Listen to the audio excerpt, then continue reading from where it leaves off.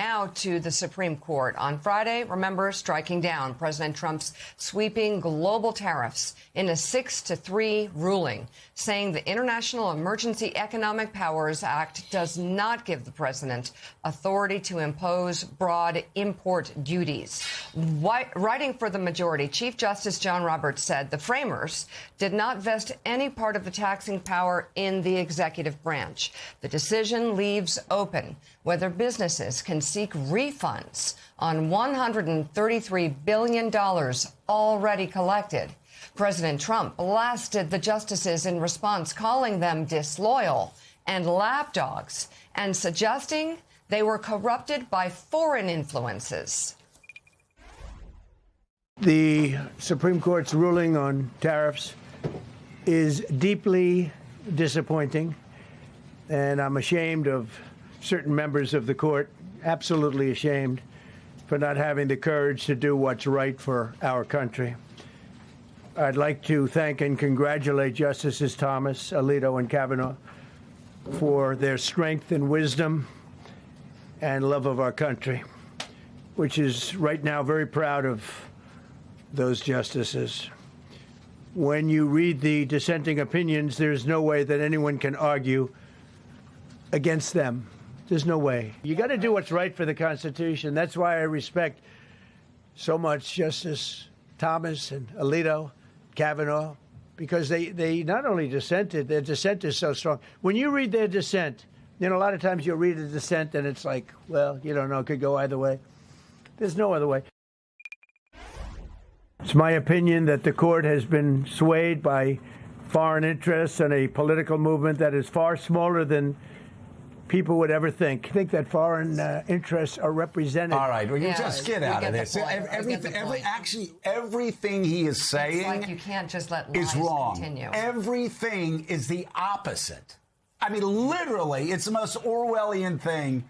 I can't say it's the most Orwellian thing. It's kind of like the Wall Street Journal saying that was the low point of his second term. That was Please, seriously. I mean, Casey could count down the hits, and this wouldn't be the top 40. We'd have to go to a year-end 100 countdown for the top 100 shocking things he said. That one may crack the top 10. That said, foreign influences, please. Please. Is this projection? Is this confession coming from the president? Foreign? I mean, President Trump owes the Supreme Court an apology, says the Wall Street Journal. The individual justice he smeared on Friday, the institution itself, Mr. Trump, doubtless won't offer one, but his rant in response to the tariff defeat of the court was arguably the worst moment of his presidency. Again, come on. If we're listening on, like, Casey's countdown of the worst moments of his second term, might hear number 14, and then it'll come in. Maybe. But what he said about the three justices that dissented, my God, they should be ashamed of themselves. They should be humiliated because, as Neil Gorsuch pointed out, they had one standard for Joe Biden, and they had another standard for Donald Trump. Now, you can say the same thing for the three liberal members of the court who had one standard for Joe Biden and one standard for Donald Trump. The three justices in the middle on this case that actually made up the majority, Gorsuch, Amy Coney Barrett, and John Roberts, actually did something. Oh, my God, Mr. President, it's so shocking. They were consistent legally. And let me just say, I may be a poor, dumb country lawyer, but even I understand there was no room for dissent in this case. It was a 9-0 decision. It should have been a 9-0 decision. He clearly was abusing this process. I think more importantly than that, Frank Foer, though, was Neil Gorsuch's concurrence, which went around for good reason. Everything that everyone was saying about too much power being consolidated in the executive branch, in the second branch, Neil Gorsuch, and we'll read some of it in a minute, Neil Gorsuch wrote such an extraordinary concurrence that really held Madisonian democracy up high, and I think offered a lot of people on the left, center, and right hope that we're in a bit of a quandary here. Because I really don't know how we're going to have room for the arch and all the other things Donald Trump's building. And then when he leaves, we're going to have to build a statue for Dan Quayle for saving American democracy, right? For telling Mike Pence, you got no choice. You got to do your job. And then we're going to have a Gorsuch statue for saving Article 1. So I don't know where we put. Maybe there's a reflecting pool or something that we have Gorsuch and Dan Quayle staring at the center. But it is remarkable in these remarkable moments that somebody like on January 6th, it was Dan Quayle that said, no, you got to do your job. Here, you have Neil Gorsuch stepping in going, you guys really need to read the Constitution again. And yeah, it's hard, but it's hard for a reason, because our founders wanted it to be hard. An extraordinary concurrence. I think people on the left, center, and right would agree. I think we're going to run out of space on the mall by the time we get to the Dan Quayle Memorial, so I'm not holding my breath on that one.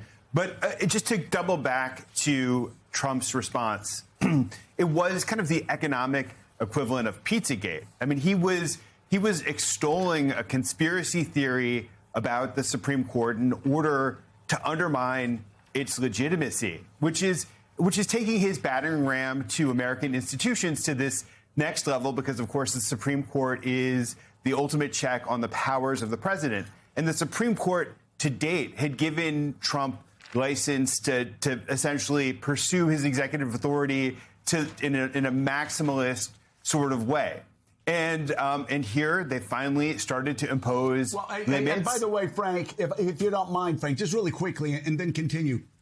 The way they did that through 2025, through his first year, is they would not overturn, or they would not agree with lower court rulings that would check his powers. So everything was just in a holding pattern until the last day of the year, when they said, no, we actually, okay, yeah, you can't use troops to police American cities. That was the first time. This is another one. Go ahead. Right, but they have given him a blank check as it relates to immunity and the like over time. And here there's pushback. And the reason that Trump needed to respond in the way that he responded is because the unmitigated exercise of executive authority is so essential to his self-conception and his conception of the presidency. So when he's challenged in this eloquent way, where Gorsuch delivered this kind of rousing call for Congress to start, I read it as a rousing call for Congress to begin asserting itself again. This cuts to the very core of the Trump presidency, which is why he has to respond in the way that he does, because it's an attack on his monomaniacal interpretation of the presidency. Well, and you know, Mika, the thing that he said afterwards, which again, it's so unfortunate that he thinks this way, but you know, he's had no reason not to think this way, because Congress has capitulated to him and the court dragged their feet throughout most of 2025. He was asked, so are you going to go to Congress? And he goes, I don't need Congress. Said, I don't need anybody. He really needs somebody to read the Constitution to him. It's pretty simple. Maybe Kash Patel can make a cartoon book that has a first, second, and third branches and explain. Or maybe, I don't know. Hey, Alex, if we could send over to the White House the afternoon rock, I'm Just a Bill. Schoolhouse Rock. We can send them Schoolhouse Rock and send it attention to the White House, and it can come from us, and it'll explain to him that no, he can't do it by himself, and that's why he's so angry, because nothing radical was done actually last week. The only thing that was done was Justice Gorsuch and 5 other members of the court interpreted the Constitution as it was written by Hamilton, Madison, our founders. And to your point about Congress, Gorsuch, he warned against sidelining lawmakers in favor of executive power, writing, quote, yes, legislating can be hard and take time. And yes, it can be tempting to bypass Congress when some pressing problem arises. But the deliberative nature of the legislative process was the whole point of its design. He added, through that process, the nation can tap the combined wisdom of the people's elected representatives, not just that of one faction or man. The opinion amounted to a pointed rebuke of conservative justices who were more willing to uphold broad presidential authority and a forceful reminder, Gorsuch argued, that the Constitution places the power to make lasting policy squarely in Congress's hands. Despite siding with the court's liberal judges, Gorsuch also criticized them for previous rulings during the Biden administration. Dissenting in past major questions cases, Gorsuch wrote, the court's liberal members have argued that broad statutory language granting powers to executive officials should be read for all it is worth.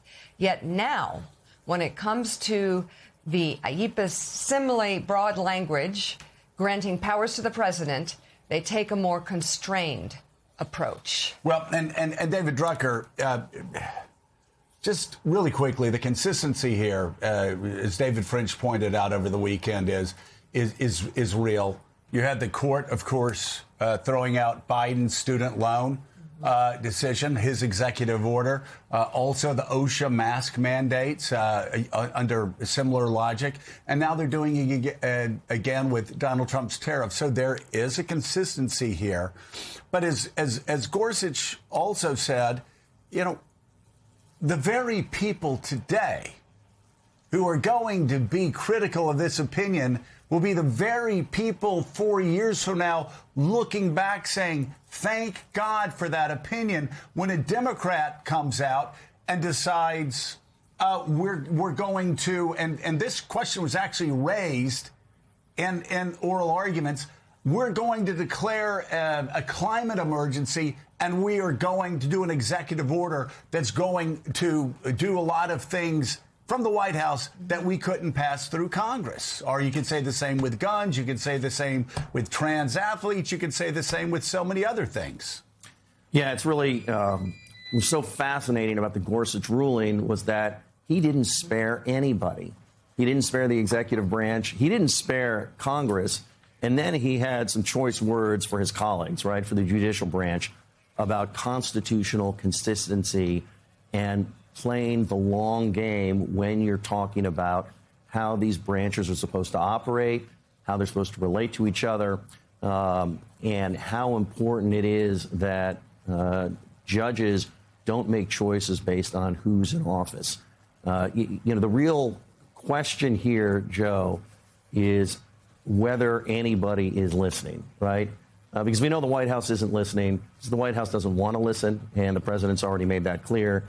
The silence on Capitol Hill from most Republicans has been extremely loud, right? There hasn't been a full-throated demand to codify the president's tariffs. There have been a few of the president's allies that have said we should do that. Some of the Republican leaders up there said we're going to look at this. But most Republicans are not clamoring for this. But ultimately, this system doesn't work and will not work until Congress as an institution between both parties gets jealous about its power and stops the executive branch from doing things, even things they agree with, because the executive branch doesn't have the power to do that. Just one final thing about the court. It should give a lot of people confidence that a court came to this ruling in part because of two Trump appointees. And I think that's important. Yeah, it is important. Yeah. And everybody always, and we'll talk more about this in a little bit with David Ignatius, who's been around for as long as I have. And you see justices going in and people immediately go, oh, they're Republicans, they're Democrats. Some actually, sadly, become ideological. There are so many others, and we actually saw it his first year with Brett Kavanaugh, who surprised a lot of people. Unfortunately, he now seems to be little more than a vassal of Donald Trump on every decision.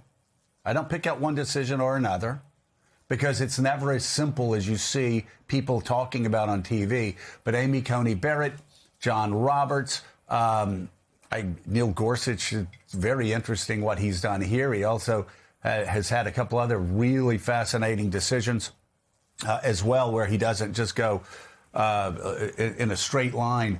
But But yeah, and for the White House, if they want any legacy whatsoever, they need to pass legislation, because what happens with executive orders? They're overturned on day one when the next president gets in office. Legislate.